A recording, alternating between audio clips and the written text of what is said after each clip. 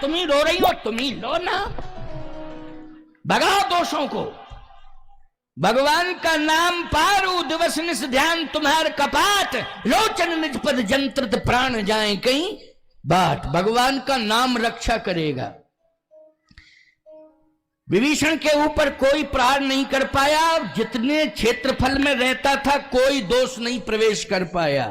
विभीषण के बोलो मकान में जितने क्षेत्रफल में रहता था किसी प्रकार का कोई दोष वहां प्रवेश नहीं कर पाया। सीता जी जिस वृक्ष के नीचे रहती थी, याद रखना, पूरा राम नाम ने पहरेदार बनकर के पहरा दे दिया है, वहां कोई राक्षसी प्रवेश नहीं कर पा रही। सब दूर हैं तो वहीं, लेकिन सब दूर है राक्षसियां। सीता जी की रक्षा हो रही है।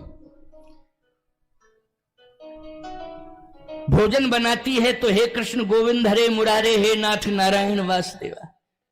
अच्छा, इसके बाद फिर जाती है गांव के बाहर, गाय के गोबर के कंडे उपले बनाती है।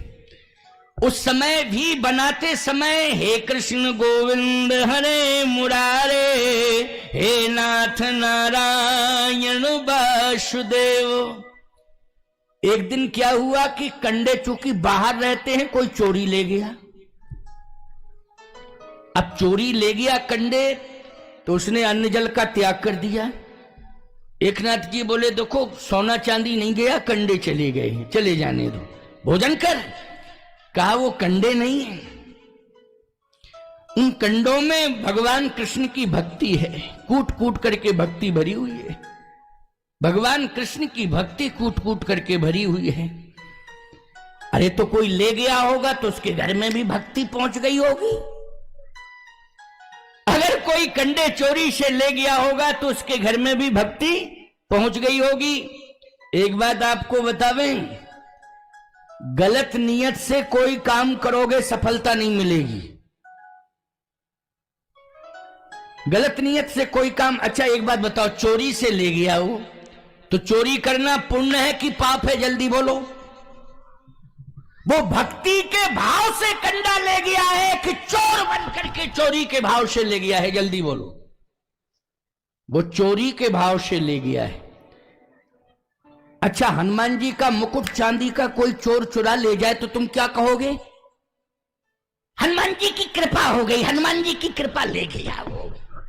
क्यों? हनुमान जी का मुकुट ले गया, हनुमान जी की कृपा उसके साथ जुड़ गई, यही भाव मानोगे? नहीं नहीं, वो चोर है, वो चोरी के भाव से आया है।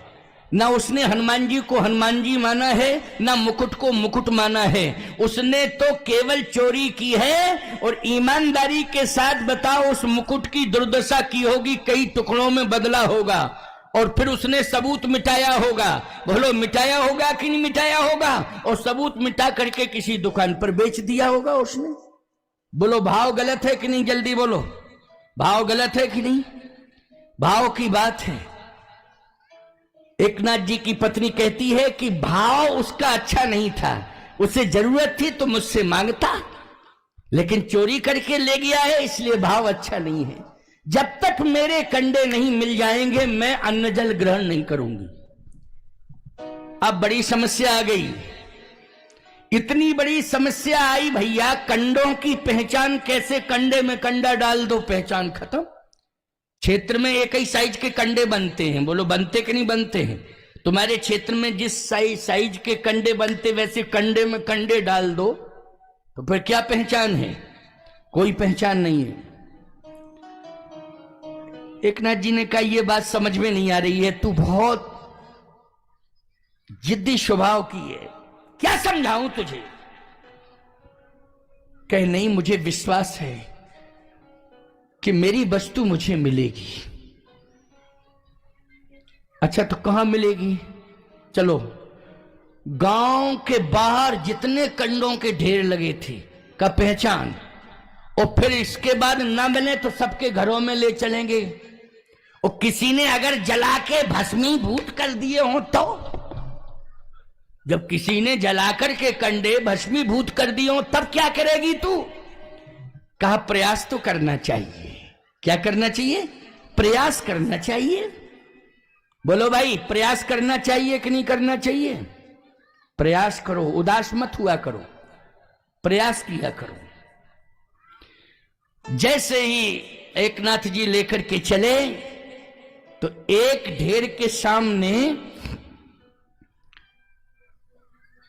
एकनाथ जी ने कंडा पकड़ा और कहा, देख यह है तेरा कंडा, या इस पूरे ढेर में देख तेरा कंडा कौन है।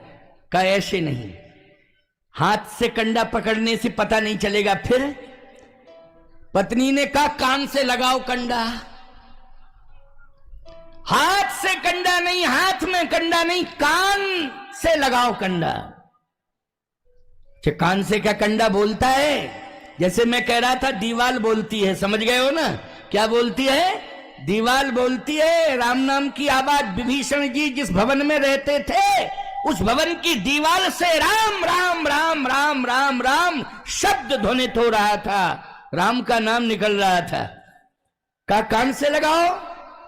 कान से लगाए कंडे 10 20 25 50, कोई आवाज नहीं। दूसरे ढेर के सामने फिर कंडे कान से लगाए, कोई आवाज नहीं।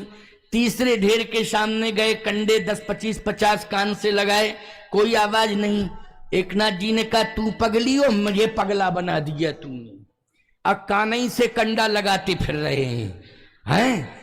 कहे कि सच्चे मन से अगर प्रयास किया जाए तो सफलता मिलती है, इसलिए थोड़ा और प्रयास किया जाए।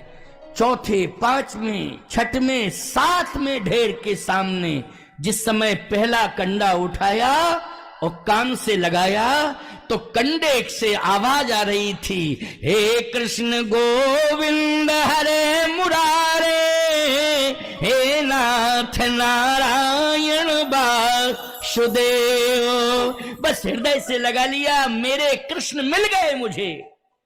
आपको कंडा दिखाई दे रहा है, ये कंडा नहीं है, मेरे कृष्ण है, ये कृष्ण है।